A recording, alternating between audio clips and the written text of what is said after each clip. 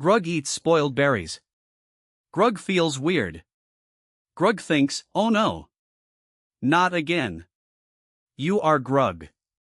You just finished a long day of, well, Grug ing.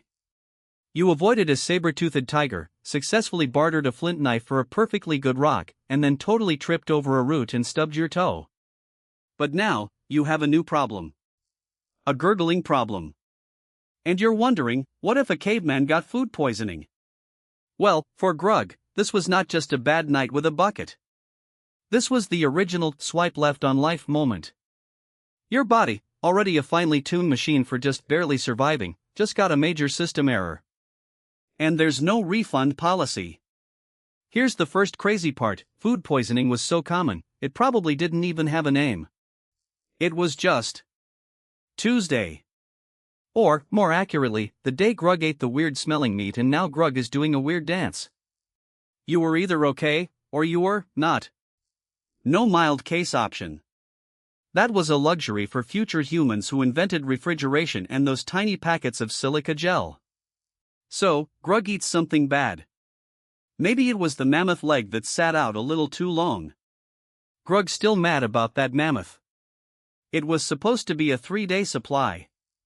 Maybe it was the suspiciously colorful mushroom that Grug's cousin Ugg picked. Ugg always picking weird stuff. Ugg is basically the guy who brings the mystery casserole to the potluck. The immediate problem is dehydration. Grug's body is essentially a water balloon held together by sheer willpower and a strong desire to not be eaten. Every drop of water is crucial. Imagine trying to run a marathon, fight off a wolf, and also pass a kidney stone, all while severely dehydrated. That's Grug's Tuesday. And unlike you, Grug can't just call an Uber for Gatorade. The closest electrolyte drink was probably just more water, if you could even keep it down. And it gets worse.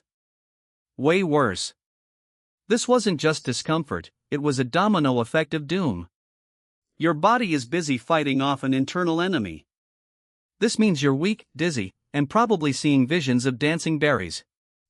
This makes you terrible at, well, everything. Beat 1, hunting. Forget it. You're not catching anything but maybe a bad vibe. You can barely lift your spear, let alone outsmart a deer. You're basically a primetime target for any hungry predator who happens to stroll by and think, hey, look, a pre-marinated Grug. Talk about convenience food. Beat 2, gathering. You need to forage for food, but you can't even stand up without feeling like the world is doing the spin cycle. Picking berries? More like falling into a berry bush. Identifying edible plants from poisonous ones? Good luck with that blurry vision. You're more likely to accidentally pick more bad mushrooms. It's a self-fulfilling prophecy of sickness. Beat 3, shelter. Building or maintaining a shelter takes effort. And if you're too weak to gather resources or mend a leaky roof, you're now exposed to the elements. Rain, cold, extreme heat, all things a sick Grug really doesn't need. It's like having a fever and your roommate suddenly decides to open all the windows. Beat 4, social standing. In Grug's tribe, you had to pull your weight. If you're laid low for days, you're not contributing. You're a liability. Your tribe might tolerate you for a bit, but resources were tight. Imagine being the friend who always forgets their wallet when the check comes.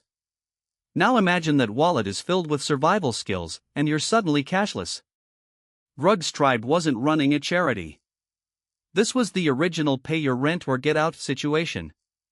Beat 5, hygiene. Oh boy. This one's a real treat.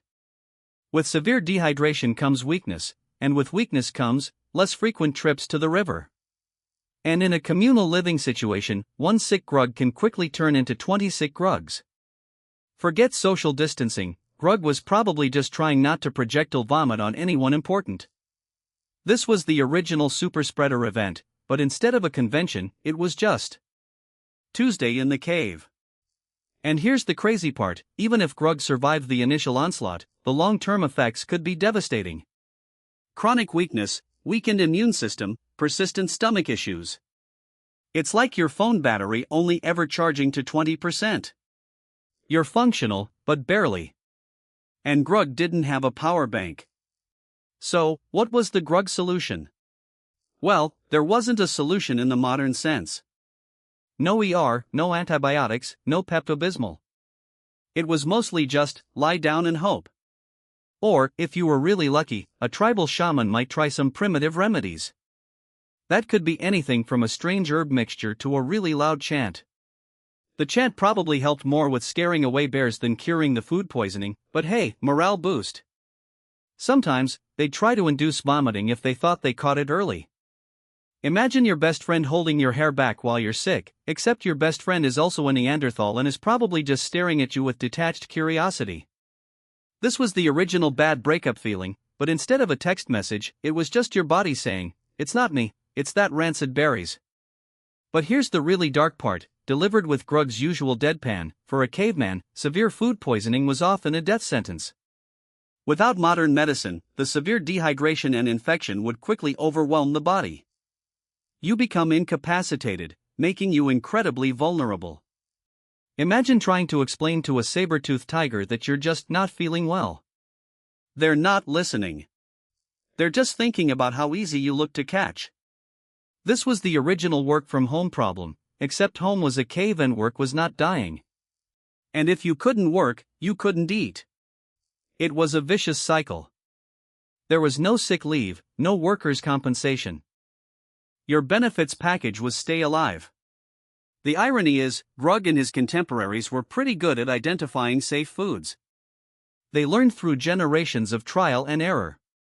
Mostly error. So, when Grug did get food poisoning, it was a particularly frustrating failure. It's like spending all day tracking a deer, finally getting it, and then realizing you left it in the sun too long. Grug just wanted to relax after a hard day of not being eaten by giant cats. Is that too much to ask? So, next time you have a dodgy kebab and spend the night in the bathroom, remember Grug. Remember that your discomfort, while real, is a walk in the park compared to Grug's existential crisis. You have a toilet, medicine, and probably a Netflix subscription to distract you. Grug had a cold, hard cave floor in the haunting memory of that spoiled mammoth. Grug still thinks about that mammoth. Grug's still mad. Next time, Grug just eat plain rocks. Safer. Thanks for joining Grug for this vital survival lesson. Don't forget to like, comment, and subscribe, or Grug might just have to send a over with his special berry mix. You've been warned. The biggest killer, beyond just the initial dehydration, was secondary infection. Grug's stomach might be protesting the bad meat, but the weakened immune system meant other things were piling on. Imagine your body is a fortress, and the food poisoning is the enemy blasting a hole in the wall. Now all the other opportunistic invaders, like bacteria and viruses that Grug normally brushed off, are marching right in. A simple cut from a sharp flint, which Grug would usually ignore, could become a raging infection. A tiny scratch from a thorny bush? Suddenly a life-threatening problem. It was like your phone not only losing battery, but also suddenly having 20 malicious apps running in the background. Good luck calling for help. And it gets even more absurd. What about dental health? Grug didn't have a dentist, obviously. If you're malnourished from not being able to eat, and constantly dehydrated, your teeth become incredibly vulnerable. A toothache, which in modern times is a nuisance, for Grug could turn into a severe infection that spread to the jaw or even the brain. Suddenly, that bad mammoth meat isn't just making your tummy hurt, it's indirectly threatening your entire head. Talk about a ripple effect. This was the original one bad apple spoils the whole bunch, except the apple was your entire body. The primitive understanding of disease made things particularly grim. Grug's tribe didn't know about bacteria or viruses. They might attribute the sickness to an angry spirit, a bad omen, or Ug's questionable berry choices. Seriously, ugh. Just stop. This meant that remedies were often based on superstition rather than science. The shaman might perform a ritual, dance around a fire, or even try to bleed the sickness out of Grug. Imagine being violently ill, and then someone decides to make you bleed. That's just adding insult to injury, literally. It's like calling tech support for your computer, and they tell you to hit it with a rock. And let's talk about the sheer physical demands of ancient life.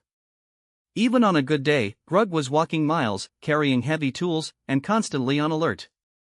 A typical day for Grug was probably more strenuous than your toughest workout, if you added dodging a bear and constructing your own house.